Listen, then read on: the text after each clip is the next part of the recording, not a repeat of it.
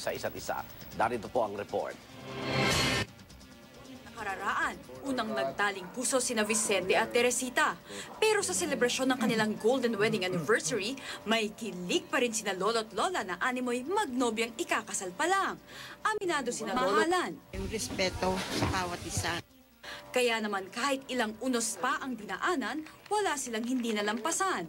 Sa dami ba namang problemang nararanasan na namin, pinagdaanan namin, yun nga, kailangan lang ang pagtitiwala sa isa't isa, ang pananalig sa Panginoon.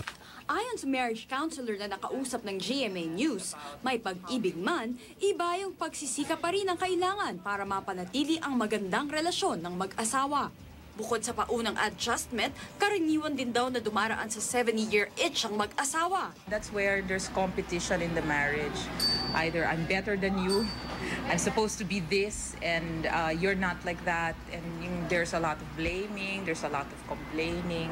Kung hindi raw ito malalampasan, pwedeng bumagsak ang pagsasama. Sa datos na nakalap ng GMA News Research, halos 5 milyon ang bilang ng rehistradong kasal mula 1998 hanggang taong 2005.